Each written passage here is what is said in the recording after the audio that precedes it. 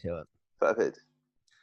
Welcome to the Mental Insights podcast. This is your host, Brendan.cutuli, and we're here today for episode number 13 with a friend, Deepak Shukla, that I was able to connect with on LinkedIn. And so far, the connection has been wonderful, feeling all of the positive energy and vibrations that I've been able to really just been able to encompass from our connection thus far. And we've only been speaking over the phone for a few times now, so Yeah. it's truly been wonderful. And a quick introduction more about Deepak is he's actually a SEO consultant and a leading SEO consultant in that firm, and he'll speak a little bit about what SEO is and give you a little brief introduction as to what it is. But really, we're going to touch upon a lot of the fields that I like to cover within my podcast, being mental health, drug addiction, and homelessness. And Deepak has some personal experiences within these fields, and as well some experiences throughout people that have been close to him.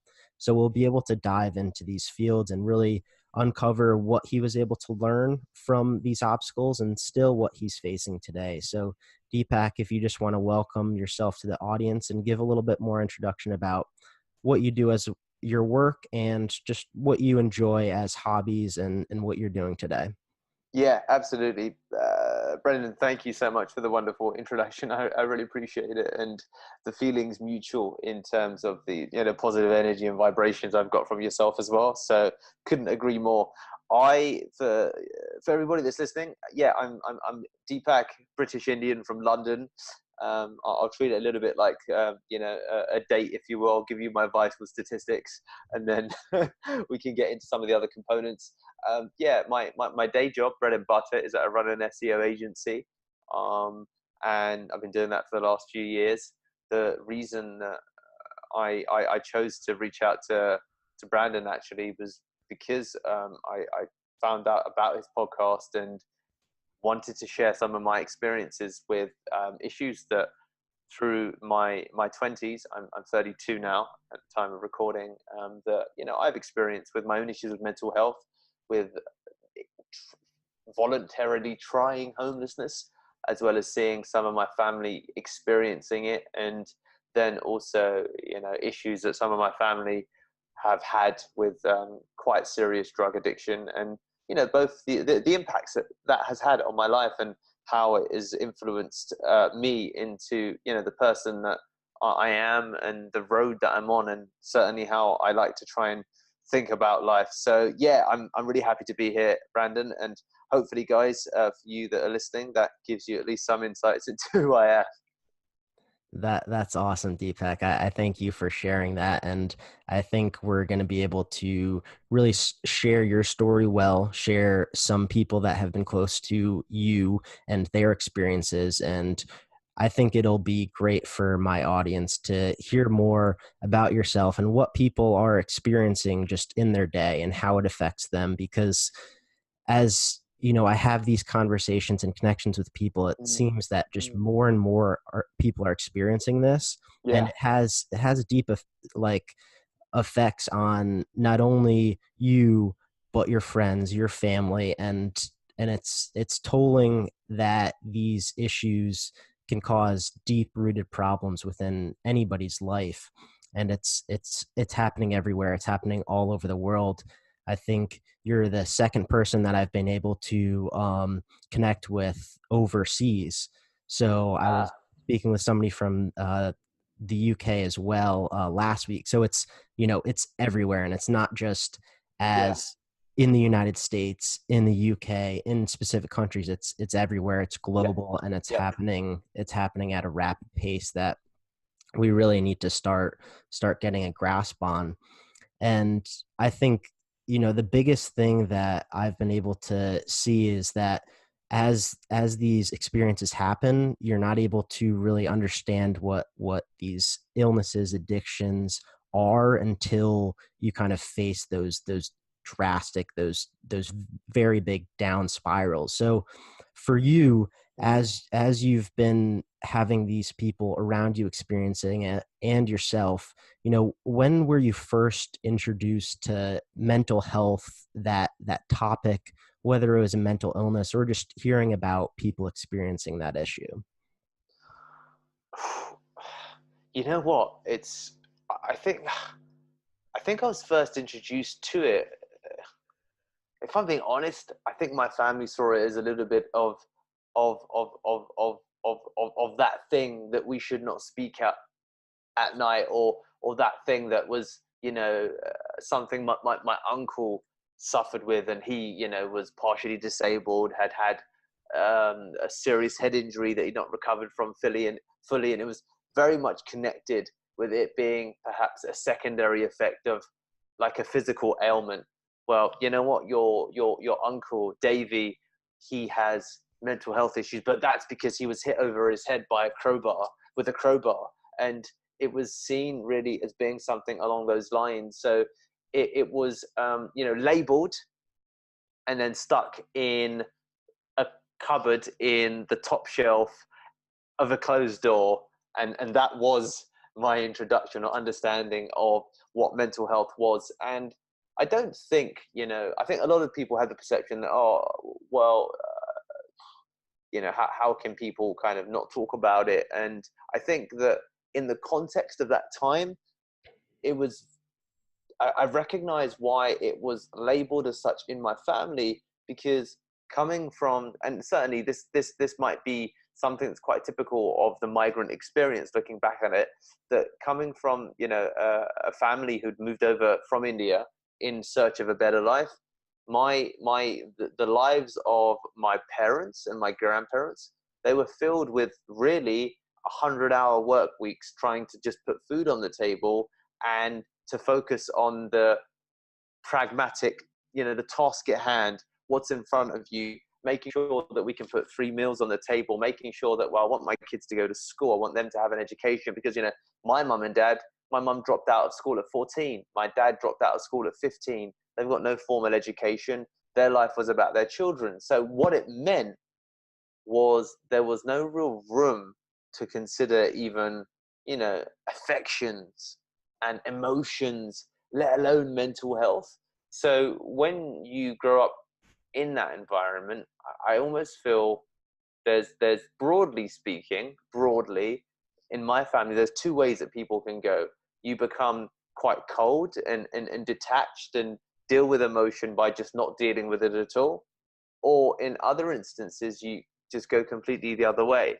And I recognize in, number one, having it labeled and left on the top shelf of the cupboard, saw that it was something that should not be really openly examined or explored.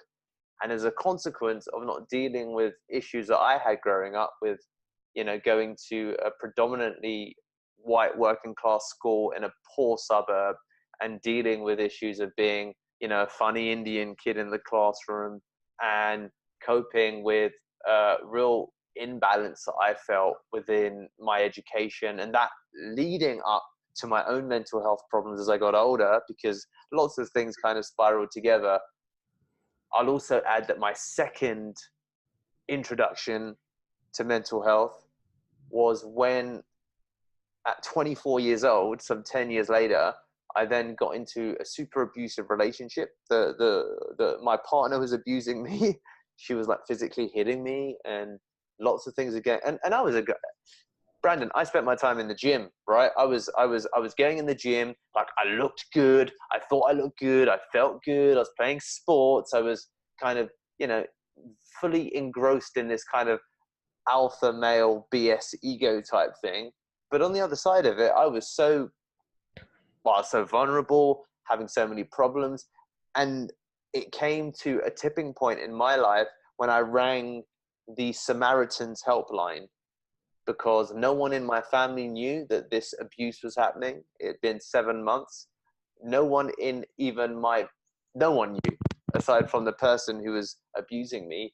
And I felt embarrassed about telling anybody. So I let it continue. And I didn't know intellectually or emotionally how to cope with it. And it just led to one night where I was crying my eyes out after yet another kind of argument that led to a physical confrontation we had. And I thought, who can I talk to? And I called the Samaritans, and they have been two big defining moments for me in mine and I guess my family's journey with mental health. That's incredible, Deepak. I thank you for sharing that. And you spoke on some incredible topics and themes that I think are so important. And obviously the first being, I loved your comparison to it being in the top shelf and leaving it there, because it's really how mental health is considered worldwide. It's everybody says, do you have a physical ailment? And okay, that's going to be priority number one. But if you have a mental health problem, that's over there. Like you don't stay here. You're not a part of this group, this community, because if you have a mental problem, then we can't speak with you. We can't have that Yeah. communication.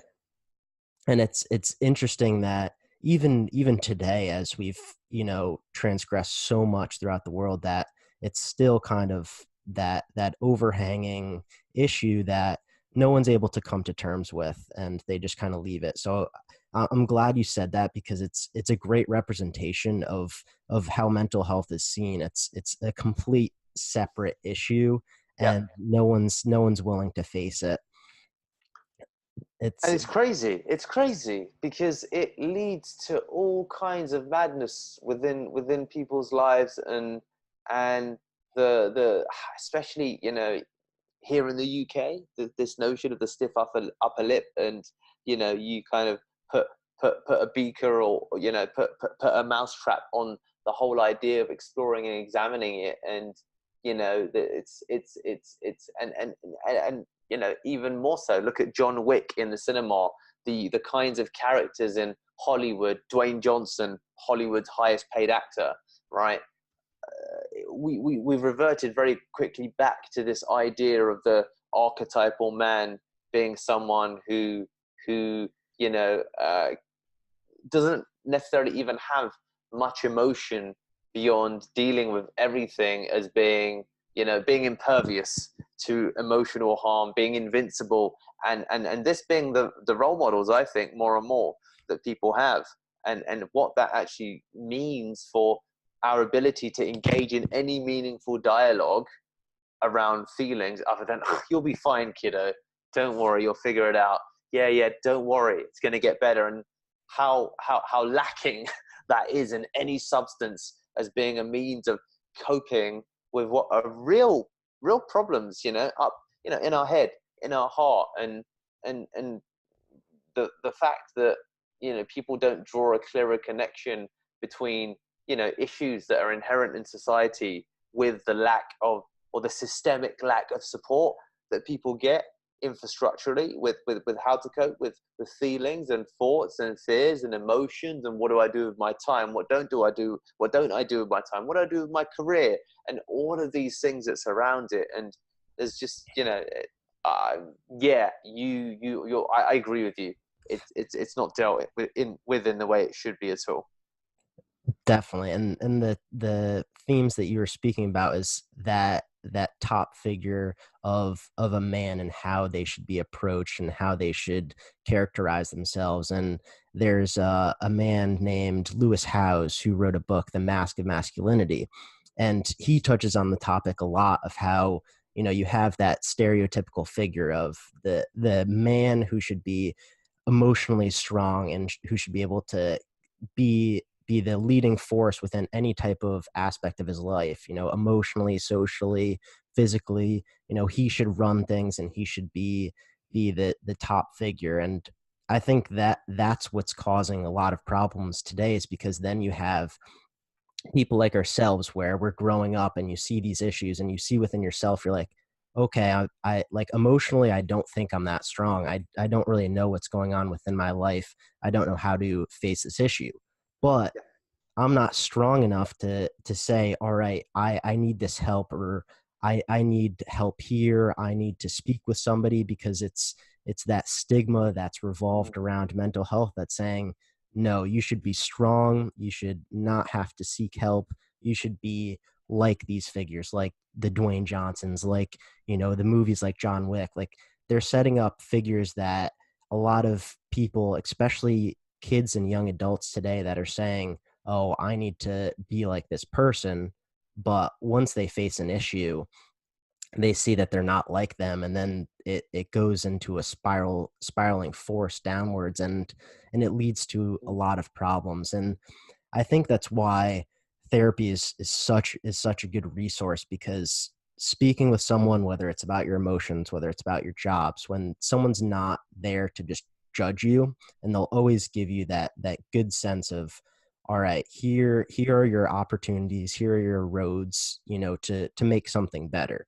And I think that's why therapy is so important, because people can get that sense of kind of comfortability, warmth, and opportunity to see a positive light within themselves. But it's that one thing that we're talking about, that someone will not reach out due to that stigma and due to that approach that society is bringing today with these Hollywood figures, with just the way that they're characterizing men and mental health. And I think that's a big thing that's really going on now, is the men need to become aware with their emotions, and start to really to face it head on. Because as I've been experiencing, I'm only 22 years old, and I've Mm. experienced a whirlwind of mental health, obstacles and issues. And I haven't seen anything compared to a lot of the people within the world today. Only 22 years,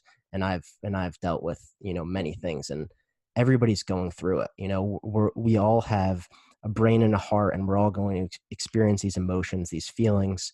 We all go through something, which I think is so important, that we are able to speak through it and communicate together. So if you want to touch about, I know you spoke about how you go through other types of therapies, whether it's CBT, psychodynamic therapy. So why don't you touch about, the impact that that's had, and what you like to prefer within them, and how they've been so impactful within your own mental health, and your ability to, face your obstacles, and try to move forward, and positively impact your own mental health. Yeah, absolutely, Brandon. It's a great question, and I began with the Samaritans being my first port of call. For those of you who don't know who the Samaritans are, it's a helpline to help people in crisis, very simply. And crises could very relative. For me, my crisis was I was in this horrible relationship. I felt horrible about myself. I wasn't. I was absolutely emotionally dependent upon a destructive relationship that was bringing about the collapse of my successful recording studio I had at that time, Deep Impact Recordings. I'd built my second studio out. Things were going well, and I was really an absent founder within my company because the relationship issues I was experiencing were undermining all of the hard work that I'd put into building my business. And I was at a loss in terms of tools. The tools that I'd grown up with, I was 23 at the time that I got into that relationship, and the tools within which I saw and navigated the world from, let's say, 18 to 23, they were not an adequate fit to cope with the problems I was experiencing in that relationship. My tools were failing me, and it led me to the Samaritans. And the biggest one thing I think that has been so huge about that journey was I was introduced to something called listening, something that I guess I'd never really realized was uh, a skill set that was so important. It was something I could intellectually understand, and it was something that I could either maybe poo-poo and say, okay, yeah, no, I get it, like just sit and listen. But having someone who was engaged in listening and was solely focused upon what I was speaking about and what my needs were, and everything was secondary for a period that extended more than 2 or 3 minutes, maybe 5, 10 minutes. at the max was such a cathartic feeling. And I want to really say that in the depths of the different problems that I've had, really in the space between, if I'm being honest, I mean, I've had problems in hindsight since I was probably a kid, like 12, 13 years old. I didn't even have the language to articulate these feelings that I was experiencing. And that led me into nervousness and avoiding conversations and being a bit shy, and therefore being a vulnerable target, and therefore going into the school as I spoke of, and being appropriately positioned to be the victim figure, which then led me to producing defense mechanisms. I spoke about going to the gym and trying to build this BS ego. What came before that? Having a sharp wit, and then picking on other immigrants, other migrants. A Hungarian boy called Zolfika, I got into trouble for bullying him, and it was incredible how I never saw it coming, and things went full circle. And the biggest one thing that's been a running thread through the different types of therapeutic experiences that I've had was being in an environment where I was encouraged to, not encouraged, but not even maybe allowed. It was appreciated that I could talk for 20, 30 minutes, 45 minutes in such a manner that was one-sided, in a way that served my emotions, was huge. It's huge, and it's so frighteningly uncommon today that what I think often gets lost is, and I'm sure that your man Lewis Howes probably says it in his other literature, that we're all the masters of our own destiny and we're all the captains of our own ship. And I can definitely say that one of the defining factors through my 20s that has helped me perhaps achieve a little bit more emotional balance has been that continued journey of being in those conversations with a therapist, where I would speak out loud about my own problems, and they would give me the room to try and find the solutions to my own problems. And it's funny almost when you think that, oh wow, so that's what this guy Lewis Howes is actually talking about. That's what the therapist is actually talking about, when they're like, you'll figure it out. And it's weird how it's so simplistic yet so infinitely complex. And whilst I haven't answered your question directly in terms of the different types of therapy, you're right. There's been relationship centered, and then I went to see a psychodynamic therapist, and then I went to various versions of therapy, which culminated in CBT. The consistent thread has been, you've not spoken about all of these things you felt up until the age you were 23. Speak, my child, speak. And that's been the one thing. I love that. I think that's a great thing to really find within all different types of therapy for you, is that the language, the conversation is what's most important. And I think that's what's great, is because you can just sit there and you have one other person sitting across from you, and you're able to just unleash and just let the emotions go, let all of your thoughts go. And it's different than like speaking to yourself or speaking to your friend, because that therapist or that counselor might have the answer, and they might be there to guide you into the right direction. And what you spoke about, how when you were younger, it starts at such a young age, and it transgresses into these other different figures of ego, and trying to build up that wall. I really relate to that, because that's similar to what happened with me. I was facing issues back when I was 12, 13 that I never knew about.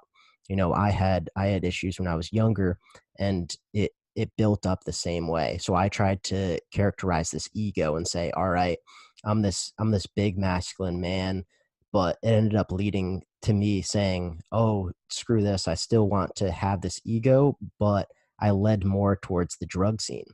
So I use that as a way to try to suppress and ease my problems. And I think Mm, that's what's mm, why when we're at a young age, yeah, we need to have these type of emotional learning. We need to have these type of, concepts where whether it's in school or whether it's, at your home with your family, there needs to be some sort of dialogue within yeah, emotional learning or awareness of yourself and how you're feeling and your thoughts. It's so important that you're able to have these conversations and understand, you know, your emotions are all respected and all open to any type of conversation. You need to be able to feel, and because when you're a kid, you're saying, oh no, I feel this way, I feel sad, I feel depressed, I feel anxious. It's like, no, throw that out the door. You have to go have fun. You can't do this, you have to do that. And yep.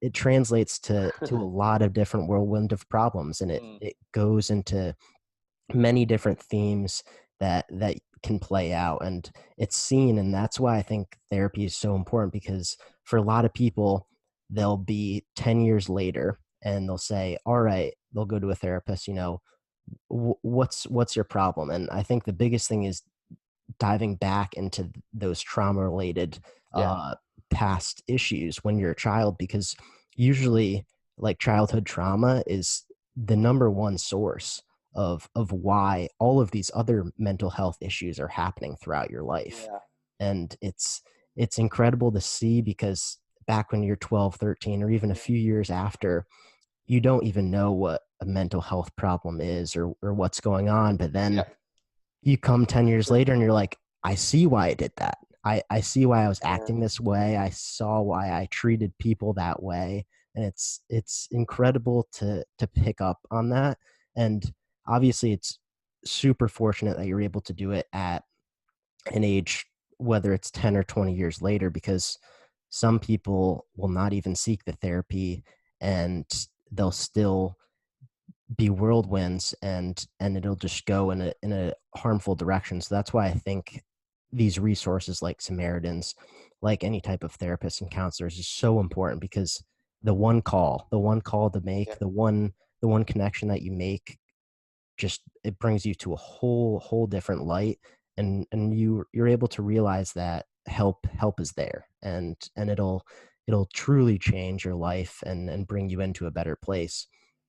So that's why I love that you spoke about the childhood areas to the ego, because I think that's such an important topic that definitely often gets overlooked, because a lot of mm, people just think you just have to talk through your problems and you'll be okay. But a lot of times it stems from one trauma mm, experience that really can stay with you forever unless you face it head on. That's why I think facing your fears, like you were talking about earlier, is so important, because if we're running away, we're not going to be able to change ourselves and grow, yeah, which is so important.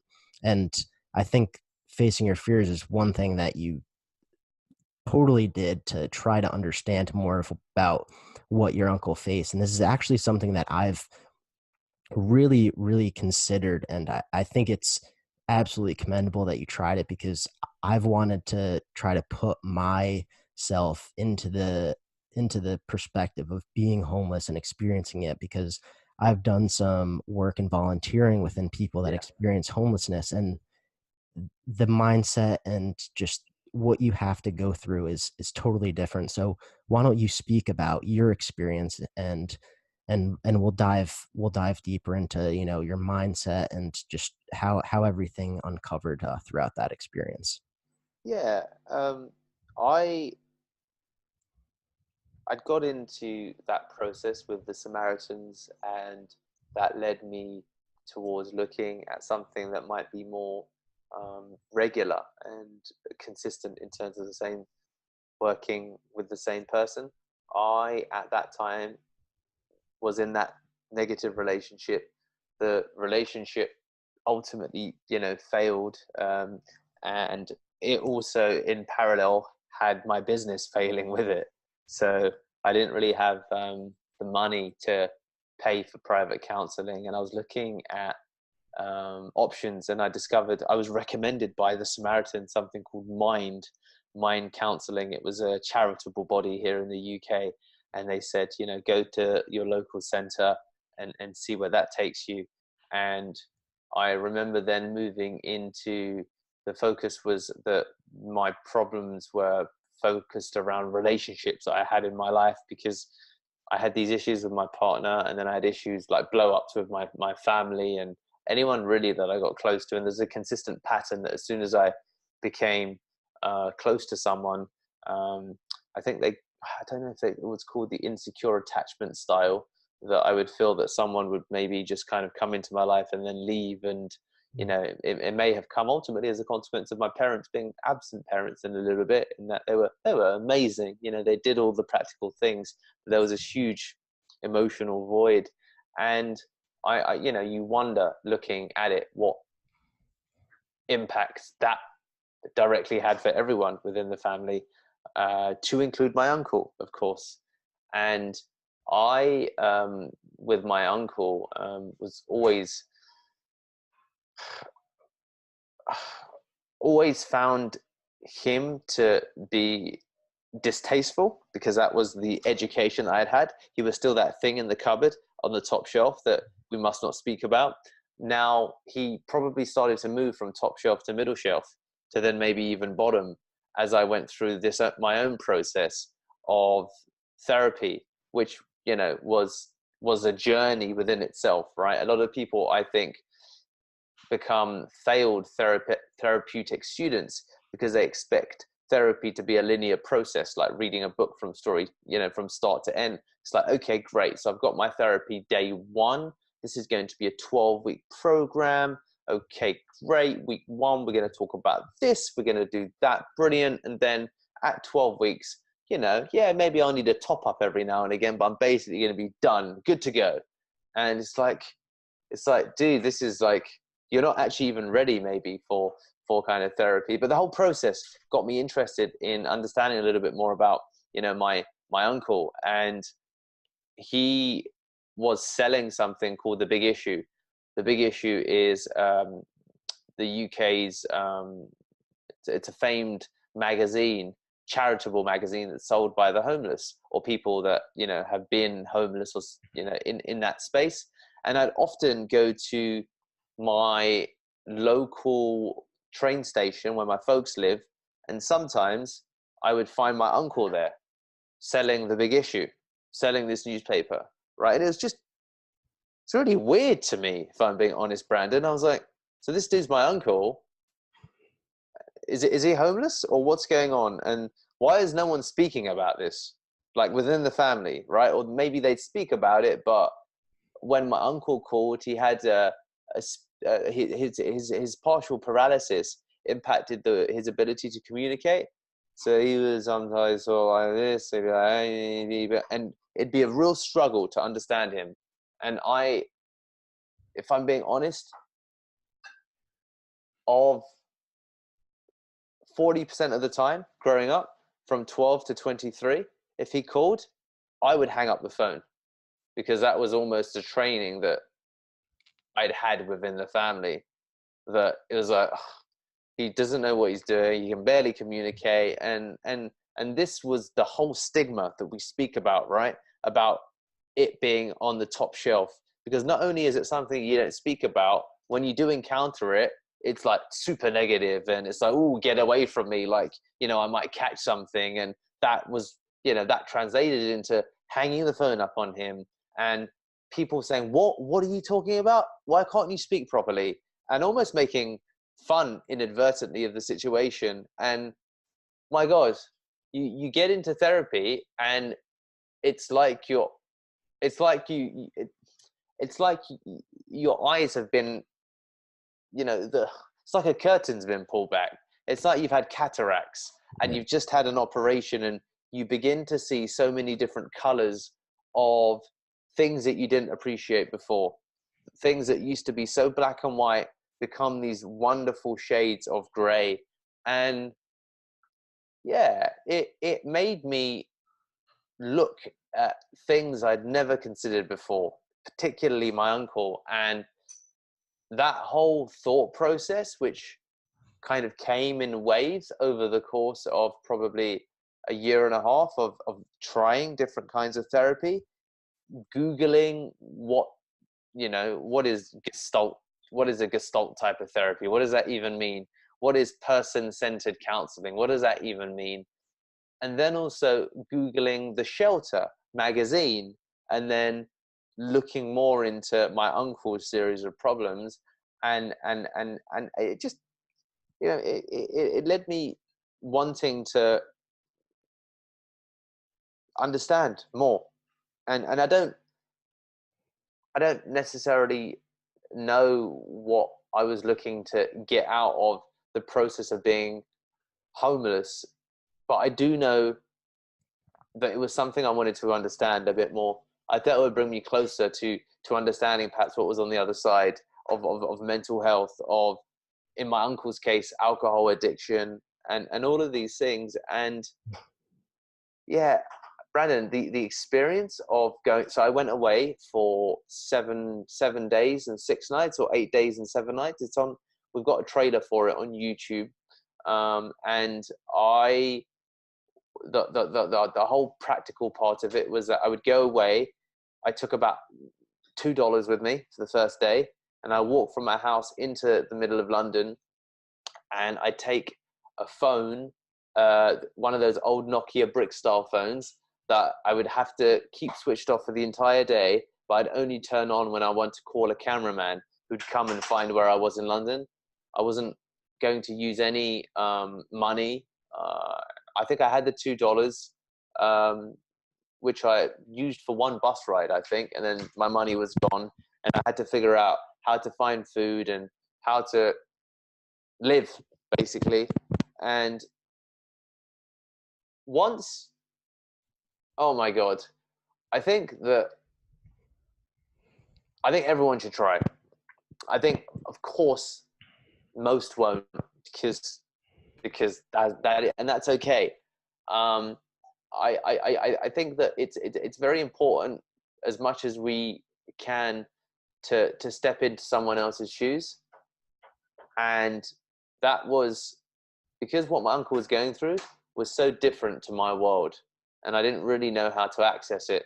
I didn't really understand how I could, suffer from partial paralysis, have an alcohol problem, be shunned by my entire family, and be, judged by my own nephew for things that happened to me that were nothing to do with him. I'm the nephew in that case. And yeah, I mean, talking about this with you just kind of brings back the whole experience, and you know what, Brandon, it makes me thankful for the opportunities that I have, and for, the way that I approach the work that I do. And I work so damn hard now, buddy, and I'm trying to build things, and why? Because life is precious. It is a gift that I've got. The gift that I've got is to, have been able to come out on the other side of it, to be blessed to have the opportunity to speak to you about mental health, to, all of these things that are around it. And I think that it, if people don't want to do it for perhaps the empathetic side, because it's like, well, what's the value? Then, to the audience who are listening, it's going to help you succeed in life. It will make you work harder, deliver more, do better, raise the people up who are around you. And if it's not for empathy, then do it for your own personal development, because it gave me so much more than I anticipated going into it. I love that perspective. And I think it's so important that you're able to put yourself into other people's shoes, like you were speaking about, because I think, like that top shelf comparison that we've been saying, with these issues, whether it's homelessness, whether it's mental health, whether it's drug addiction, there's the ones who don't experience the issues and they'll always leave it on the top shelf. But once you step inside the other person's shoes and say, all right, this is their perspective, then you start to understand why it's such an important issue and why it's such a needed uh, field that needs the care, the resources, the support that's necessary. And really, I mean, the gratitude part that you spoke about of just being thankful and being just so gracious for your life today is so important, because I think that's whenever you're experiencing any type of, mental health, drug addiction, or homelessness, once you reach a new positive light within your life, and gain some of these, opportunities within your life, whether you now have a home, whether you have a better job now, or you have a great relationship, all of these things can provide that that that gratefulness, and it changes the way that you see your whole life, because you can now begin to appreciate just those small things, and those things that not everybody is able to appreciate, which I think is so important, why you need to put yourself into other people's shoes. And extremely commendable that you were able to do that for a week, because the experience in and of itself is so valuable. And I'm sure the lessons, the perspective, the just the thankfulness that you're able to understand from that experience has to be, it's speechless. It's so valuable to your own life. And that's definitely why I'm definitely planning to do that as well, because I think Yeah, it offers such a great perspective, and it really it changes the way that you see not only your own life, other people's, yeah. and it changes the way that you'll live after. I'm so thankful that you were able to touch on this topic and we were able to speak about it, because it definitely provided more motivation for me to take that next step and do it. Because if not, I would have prolonged it even more, because that's the that's the thing, Yeah. it's making that positive step forward, and seeing that if someone's able to do it, you can as well. And the impact and the experience has got to be insurmountable to anything. And Yeah, I'm thankful that you've given me the opportunity to talk about some of this, right, to your audience, and even to talk about it with you, and almost to myself in some ways. It's feels um, cathartic and a little bit like spiritual, perhaps might be the word. There's remnants of talking about these things that somehow make you feel.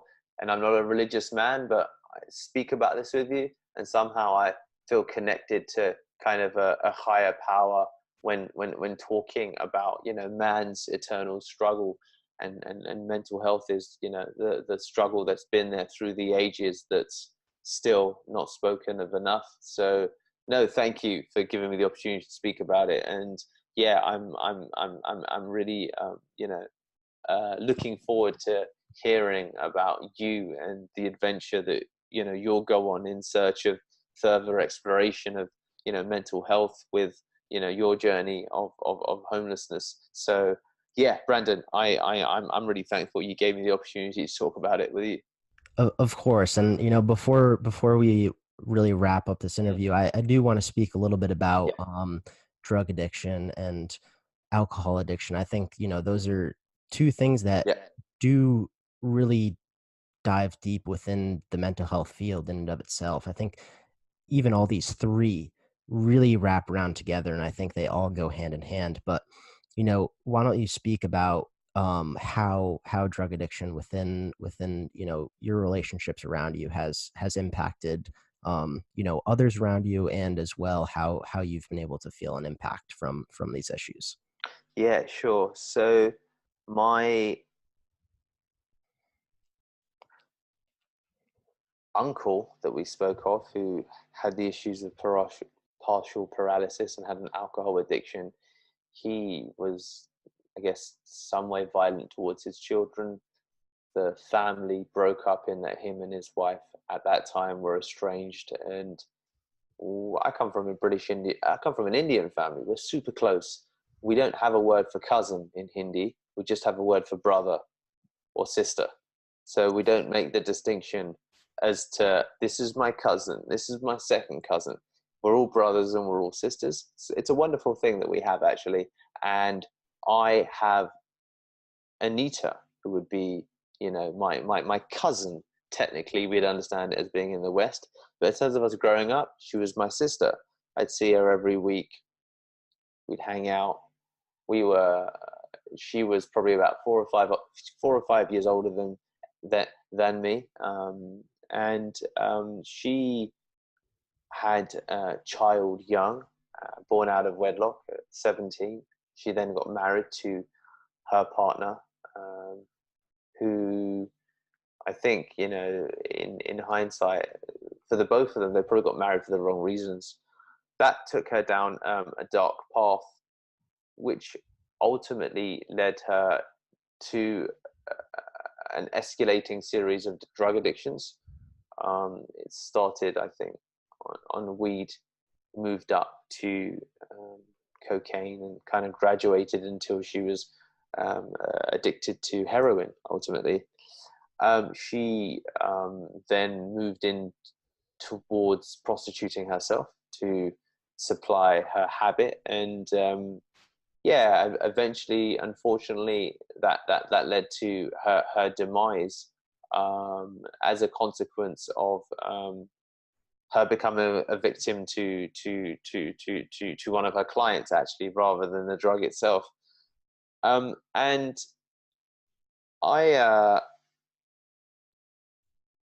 I was away doing a military training program in Georgia, in Tbilisi. So I was out in the mountains when I got the call. I was out for 10 days training by myself with a chap from the ex-Georgian Special Forces, and it was him and I up a mountain range, and I was told that my cousin had passed. The circumstances around it were, well, there was a full-blown police investigation. People had been arrested. I didn't know much more. I hadn't been told much more, and that I should come home.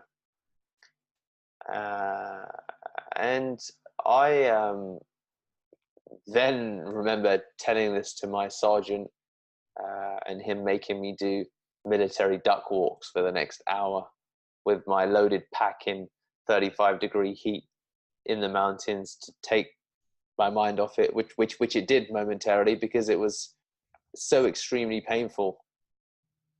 I then ultimately cut my training short, came home,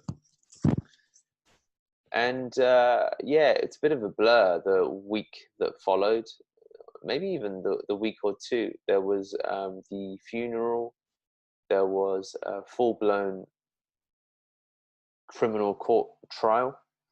So my family were going to court every day to watch the whole proceedings, and the man involved was, I think, eventually, charged with first-degree murder and found guilty. And I would definitely, I guess, say that I feel thankful, I guess, as I told you again, that the impact of our upbringing. My parents had an arranged marriage at 11 and 13. They got married.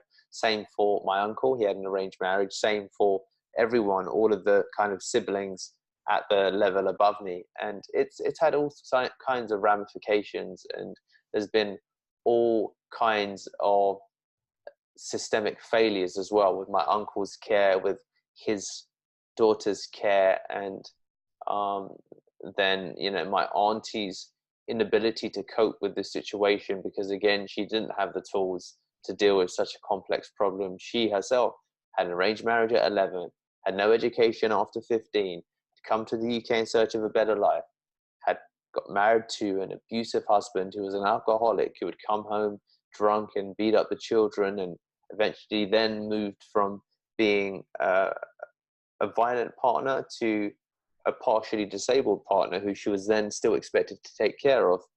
and I don't think his foul mouthness dropped. And I so yeah, to answer your question, that's where some of those experiences come from, and I have been kind of an observer slash, you know, witness to some of these things growing up. And if my uncle was the jar that was kept upon the top shelf, the issues with my cousin were definitely the jar that was air vacuum tight and kept in a closet, three, you know, 300 meters down the other side of the garden, and buried underneath a ditch, only until I got the call. And then I discovered why she disappeared off the face of the earth, almost, so to speak, for 3 or 4 years. And when I saw her at birthday parties, she seemed a bit spaced out. And a lot of things begun to make sense once I started looking into it. So yeah, I think that, you know, that's another reason why your podcast spoke to me and I wanted to reach out to you. Thank you for sharing that, Deepak. I really appreciate that. And the one theme that I think is so important to touch upon again is the theme that your family or your community will not bring it from this issue, whether it's addiction, mental illness, homelessness, from the top shelf down to the bottom, down to where we are, down to your heart, down to your mind, until it's actually rooted within your family. So until, whether it's yourself or whether it's your sister, your brother, your mother, your father, whoever experiences that issue, once it finally, you know, peels back that curtain, like you were saying, once it's actually aware right in front of you, Mm. it's always left at that top shelf. Yeah. And I think that's why this conversation, why, you know, the conversations that are happening across the world need to continue. And there needs to be those resources and the support to make people aware that, you know, this issue could happen. And if we're able to speak to some families, you know, before their children are growing up, Yeah. or while their children are growing up, it can at least prolong and cut short some of these issues. Because, you know, if families don't see what's going on today and they're not aware of these issues, their children or themselves can drive down Yeah. these tough roads, and they're not going to know until something severe happens, whether it's, you know, a suicide, whether it's an overdose, whether, you know, they're homeless. And, you know, like there's an exponential amount of negatives that can come out of these situations if we're not aware, if the resources and support are not there. And I think that's why, you know, the conversations and the support needs to be out there today. And we need to start making it a priority because, you know, mental health, drug addiction, homelessness are three Mm. major issues Mm. within the healthcare field that way too many people are experiencing within a year. And it's, the numbers are getting worse by the Wow. day. And it's, you know, it's horrible to see because, you know, like ourselves, we've experienced it, we've had people around us experience it, Yeah. and it's not getting any better. And people are experiencing it more and more, and it's just creating bigger holes within our communities, our society today, that we really need to try to face and create more change within. I didn't realize that the numbers were getting worse, actually, Brandon. It's The scary. suicide this yeah, the suicide rates are up to like 800,000 a year across the globe. And Wow. within drug addiction, I believe just within the US there's, I think there's people overdosing at least like probably a few every hour. And Wow. I believe in Europe there is becoming a big crisis in specific countries. I know Switzerland actually spearheaded their opioid crisis because they created basically like centers that people Mm. can come and receive the drugs, but they'd only give them amounts where they wouldn't overdose on. And they would try to help them Wow. and give them resources to try to fix the issue. But it costs money. Switzerland's able to do it because they have a lot of money, where other countries do not. So there's a lot of problems happening today. Wow. Drug addiction specifically in the U.S. is it's blowing. Opioid crisis is it's insurmountable. It's happening Wow. every day, every hour. It's really bad because there's a lot of lace drugs. There's a lot of people just going to, I mean, like your cousin, there's the cheap sources, which are heroin, and heroin's so powerful where there's a lot of these different types of like harder opioids like fentanyl and different sources from fentanyl that are being laced within the heroin.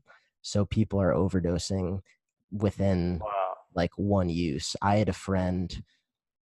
probably 6 years ago that overdosed from fentanyl, and that was the beginning of when fentanyl was being introduced. And Wow. and Wow. there's sources right now from fentanyl that are happening. I think they're like 10 to 100 times as powerful as fentanyl that are in heroin batches today.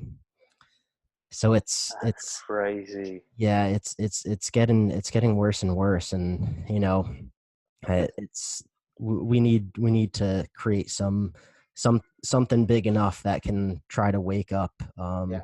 a lot of people, or have some type of source like what they did in Switzerland. Have some centers or Yeah.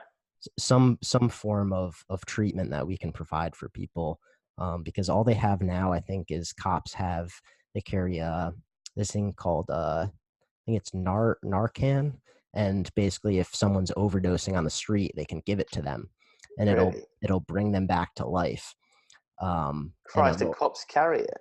yeah, so they've basically, through a lot That's of states in the insane, U.S., dude. yeah, they're giving it to Wow. cops because they're saying if you go on site and someone's overdosing, and they're basically they're dead at that moment, and then you can bring them back to life with this drug. So Wow. it's yeah, it's That's unbelievable to me. They carry a specific medicine to protect against drug overdose, and that's distributed in several states across. Wow. And yep, there's eight. That's crazy. And that, and what was it, 800,000 suicides a year? yeah, That's dude, that's like, I don't even know. That's like 25 a day. No, it's probably way more. it's got to be Wow, hundreds. Yeah, that's insane. Okay, well, I did not appreciate how big those numbers were. They're scary big. it's scary, and I think that's what, like the top shelf issue. People don't know it until they hear it, and it's going on anywhere. You look to your left and to your right. I mean, I think one of the statistics is like, I don't know if it's around the globe, but in the US, and I think in maybe in the UK or some parts in Europe, that it's like 1 in 5 people struggle from mental illness. So it's like Wow. you look to your left, to your right in front of you, someone's experiencing that issue. So Wow, it's Christ. everywhere, man. And you can say that you don't experience it, but most people are experiencing some issue, and it's all over, and it's Yeah, something that we really need to face. yeah, yeah. That's wow. Sorry, I'm blown away. No, yeah, it's the numbers are incredible, and it's something that it blows my mind away whenever since I'm in this field, I read these numbers and I'm like, holy crap, like this is That's what's happening around the world. It's so nuts. And before we want to end this interview, I have one question that I like to ask my guests, and I think it'll be great for you to respond to, as you're bringing in this new light and enjoying your job and through all the experiences that you've had. I like to ask my guests, basically, if you were to have a book about your whole life, okay. I want to ask you what the chapter of your past like year or so what you've been currently experiencing, what you've been enjoying, what maybe it could be some downfalls, but it could be some ups. what would the chapter of your past year or two been? It could be a lesson, it could be, a theme that you've been able to uncover. But what would that kind of topic be, from what you've been able to experience throughout the past year or two? Oh, wow.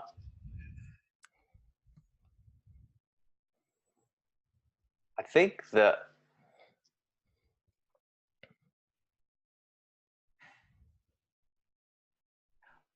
facing fear with purpose, definitely facing fear with purpose.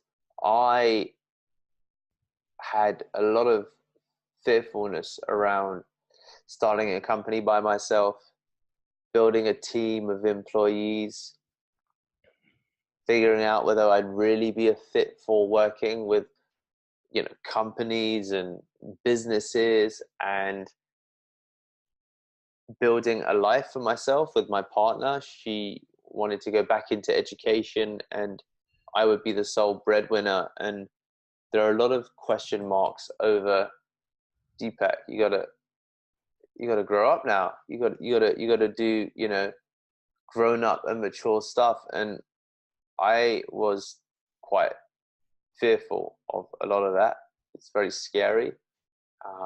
And what has helped propel me is coaching and therapy. Actually, Brandon, I am still never without some form of therapy, whether it's a life coach or a business coach, but always recreating that environment where I can have a protected space, have someone I can communicate with, and talk about my fears, hopes, and dreams, and how I can, move in a direction that makes me feel empowered and empowers the people around me. And if we met 2 years ago, I would be at my mum's place with no employees, trying to figure out how to make it work. And I can definitely say that the first most important part is, of course, just taking a step, any step. For me, it came of, the huge pain of calling the Samaritans. But, boy, am I glad I started that journey. It's not been linear. It never will be. When you expect it to be, you're gonna be in for a surprise. But it's such a rewarding path to figure out, your headspace, your emotions, and your heart, and learning to recognize that they're there to stay, and they're part of you, and that they're not things that you should try and beat down or extract like a foreign body within you. That's part of who you are, and we ebb and we flow. And that if you face your feelings and fears with a sense of purpose, you can, for me, begin to, live a much more of an empowered life. That's a beautiful answer, Deepak. I really appreciate you answering that question and being on here today. It really was a pleasure to be able to speak with you and speak about your experiences and what you've been able to really learn from a lot of these overwhelming topics that people are experiencing today, because it's, to go through these issues and to overcome a lot of the obstacles that you've been able to experience is commendable. It really shows to the person that you are, and it's great to speak with you and create this connection, because I think we're able to speak about a lot of topics and really share a great story for my audience to listen to. And it honestly was such a pleasure. I'm so grateful that you reached out and we were able to connect and speak about such an impactful story. And really, I just wanna thank you again. Ah, I, it really was a pleasure. I'm so happy that we were able to do this, and I just want to make sure that we'll be able to have everybody's attention to see the video that you have about your homeless experience, ah, and I'll have all the links towards Deepak's, social media website, we'll make sure that we can get people in contact with you to, reach out, and it'll be great to have people in touch and see more about what you're doing now. And I look forward to being out in Europe, and we're Yeah. going to have a follow-up interview for sure. We'll be able to do something together when I make it out to London. So, I That just, sounds amazing. yeah, it'll be great. I look forward to doing it. We'll have a great time, and we'll create a nice video for everybody to see, and we'll definitely have a great time out there. So, I want to thank you again. You were Amen. episode number 13 of the Mental Insights podcast. So it truly was a pleasure to interview you today, Deepak. And I just want to thank you again for being on here today. And I really look forward to getting this out for everybody to listen to, and really sharing your message with everybody. It was my pleasure. I had an amazing time talking with you about all of these range of topics, and yeah, I'm looking forward to, as you said, our follow up. You being in London and us maybe doing this, face to face, as opposed to over a call. So thank you so much, Brandon, and thank you for everybody who took the time to get to this stage in the podcast. I really appreciate you.